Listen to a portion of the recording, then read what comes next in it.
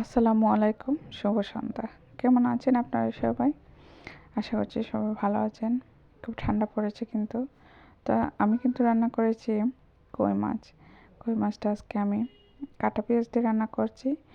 তো তেলের মধ্যে দিয়ে দিয়েছি আমি পেঁয়াজ, দিয়ে পেঁয়াজটাকে নেড়েচেড়ে লবণ অ্যাড করছি। লবণটা দিয়ে পেঁয়াজটাকে এখন আমি ভালোভাবে ভেজে নেব। পেঁয়াজ ভাজা হয়ে গেলে এখানে আমি আমার গুঁড়া মশলাগুলো অ্যাড করছি।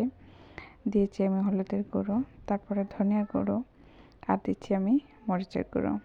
দিয়ে এখন মশলাটাকে আমি ভালোভাবে নেড়ে চেড়ে কষিয়ে নিয়ে অল্প একটু পানিও কিন্তু আমি অ্যাড করে দিব, যাতে মশলাটা পুড়ে না যায়। তো এখানে পানিটা অ্যাড করে দিয়েছি। এখন কিন্তু আমি জাল করে নিব মশলাটাকে। জাল করে তারপরে আমি আমার মাছটা অ্যাড করছি এখানে। শীতের মধ্যে কই মাছ কাটা বাছা করা কিন্তু খুবই কষ্ট। এমনিতেই ঠান্ডা, আর কই মাছ কাটতে কিন্তু অনেক কষ্ট হয়।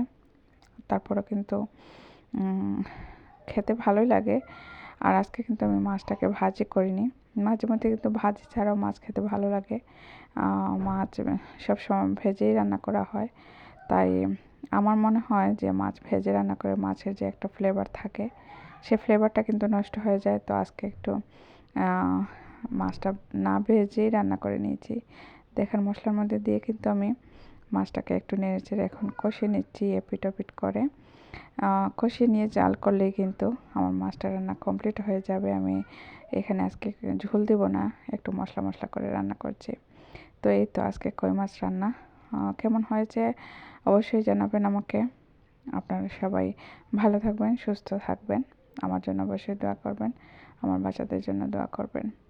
তো এই তো আমার রান্না কমপ্লিট হয়ে গিয়েছে। খুবই মজার একটা তরকারি হয়েছিল আজকে।